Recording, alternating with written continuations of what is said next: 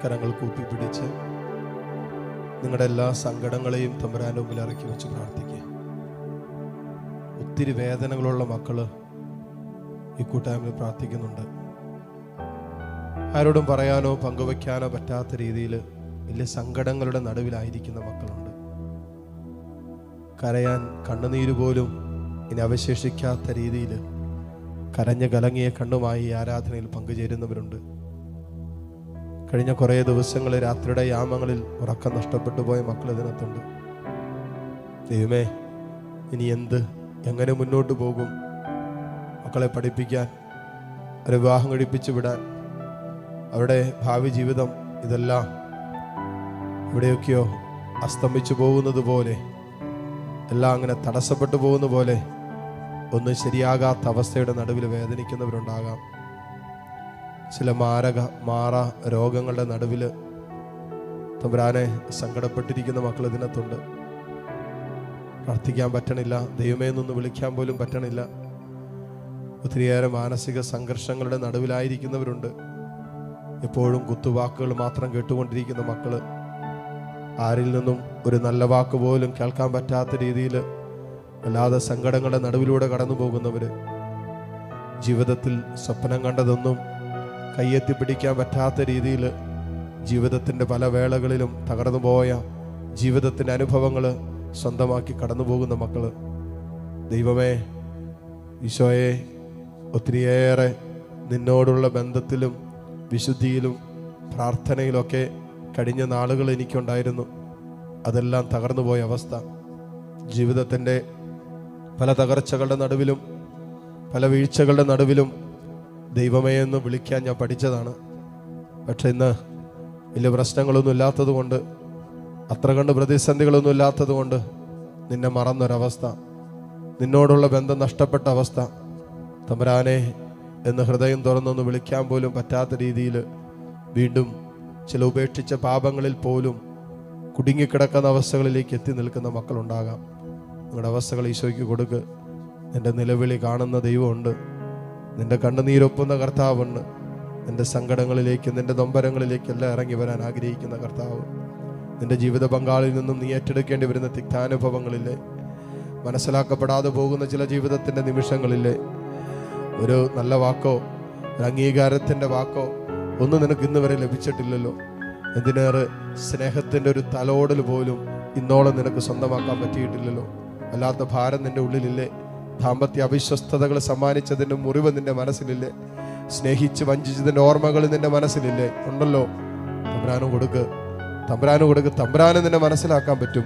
അവനും വഞ്ചിക്കപ്പെട്ടവനാണ്, ചുംബിച്ചുകൊണ്ട് കുറ്റിക്കൊടുക്കപ്പെട്ടതിൻ്റെ വേദന പേറിയവനാണ് അവൻ. എല്ലാവരാലും തള്ളിക്കളയപ്പെട്ടവനും തിരസ്കരിക്കപ്പെട്ടവനാണ് അവന്. അതുകൊണ്ട് ആ ഈശോയ്ക്ക് നിന്റെ വേദന മനസ്സിലാക്കാൻ പറ്റും. ആ ഈശോയ്ക്ക് നിന്റെ സങ്കടങ്ങൾ മനസ്സിലാക്കാൻ പറ്റും.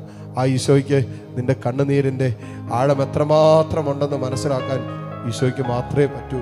കാരണം ഈശോ മാത്രമേ മോനെ നീ ഇന്ന് കടന്നു പോകുന്ന അതേ അനുഭവത്തിലൂടെ നിനക്ക് മുമ്പേ കടന്നു പോയിട്ടുള്ളൂ. ഈശോയോട് പങ്കുവെച്ചേ നിന്റെ ദുഃഖങ്ങൾ, നിന്റെ കുടുംബത്തിൻ്റെ അസ്വസ്ഥതകൾ, മക്കളെ ഓർത്തുള്ള നിന്റെ വേദനകൾ, ജീവിത പങ്കാളി ഓർത്തുള്ള നിന്റെ സങ്കടങ്ങൾ, രോഗിയായി കഴിയുന്ന മാതാപിതാക്കളെ ഓർത്തുള്ള നിന്റെ കണ്ണുനീരുകൾ എല്ലാം ഈശോയ്ക്ക് കൊടുക്കുക. എന്നിട്ട് കർത്താവേ, ഈശോയെ എൻ്റെ കണ്ണുനീര് നീ കാണാൻ പറ, എൻ്റെ വേദനകൾ നീ ഏറ്റെടുക്കാൻ പറ. ഈശോയെ, കരയാൻ ഇനി കണ്ണുനീര് പോലും ഇല്ലാത്ത അവസ്ഥയായി. കർത്താവേ, ഈ മക്കളെ നീ കാണണമേ. ഈശോയുടെ സങ്കടങ്ങളെ നീ ഇപ്പോൾ കാണണമേ. നിങ്ങളുടെ എല്ലാ വേദനകളും ഈശോയോട് പറ, എല്ലാ സങ്കടങ്ങളും ഈശോയോട് പറ. ഹൃദയത്തോട് സംസാരിക്കട്ടെ. നിന്റെ ഹൃദയം കർത്താവിൻ്റെ ഹൃദയത്തോട് സംസാരിക്കട്ടെ. ഈശോയേ, ഹല്ലേലൂയ, ഹല്ലേലൂയ, ഹല്ലേലൂയ.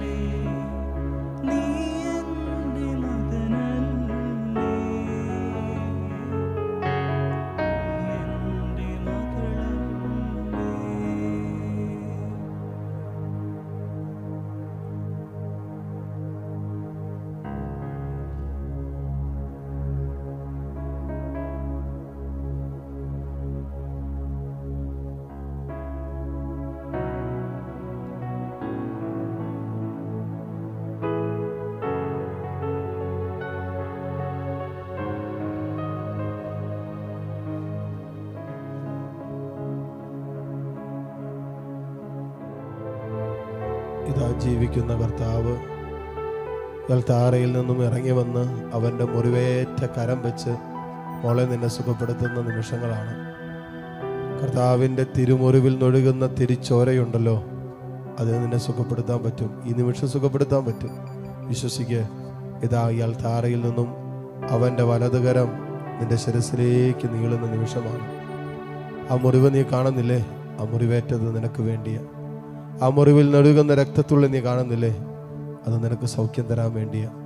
ഇതാ അവൻ്റെ മുറിവേറ്റ കരം വെച്ച് ഈശോ നിന്നെ സുഖപ്പെടുത്തുന്ന നിമിഷം വിശ്വാസത്തിൽ ഏറ്റെടുക്ക്. ഈശോയോട് പറ, കർത്താവേ നീ എന്നെ സുഖപ്പെടുത്തണമേ, കർത്താവേ നീ എന്നെ തൊടണമേ, കർത്താവേ നിന്റെ മുറിവേറ്റ കരം വെച്ച് എനിക്ക് സൗഖ്യം തരണമേ. Hallelujah, hallelujah, hallelujah. ആരാധന, ആരാധന. മുട്ടുകുത്താൻ സാധിക്കുന്ന എല്ലാ മക്കളെയും നിമിഷം മുട്ടുമേലായിരിക്കുന്നു. കർത്താവിൻ്റെ വലിയ കരുണയും സ്നേഹമൊക്കെ അനുഭവിക്കാനും സ്വന്തമാക്കാനും കർത്താവ് നമ്മളെ അനുവദിച്ചതിന് നന്ദി പറയാം. നിങ്ങളുടെ കുടുംബങ്ങളിലൊക്കെ പ്രാർത്ഥന ആവശ്യമുള്ളവരെ പ്രത്യേകം ഈ ആരാധനയിൽ ചേർത്ത് വെച്ച് പ്രാർത്ഥിക്കട്ടെ. ആർക്കെല്ലാം വേണ്ടി പ്രാർത്ഥിക്കാൻ ആഗ്രഹിക്കുന്നുണ്ട് അവരെല്ലാം ഇപ്പോൾ സമർപ്പിക്കാം. കരങ്ങൾ തുറന്ന് ഈശോയിലേക്ക് നീട്ടിപ്പിടിക്കാം. ഇതാ ദിവ്യകാരുണ്യ ഈശോ നമ്മുടെ മുമ്പിൽ ഉയരുന്ന സമയമാണ്. താഴ്ന്ന സ്വരത്തിൽ കർത്താവിനെ സ്തുതിച്ചുകൊണ്ട് ഈശോയുടെ ആശീർവാദം നമുക്കിപ്പോൾ സ്വീകരിക്കാം. Hallelujah, hallelujah.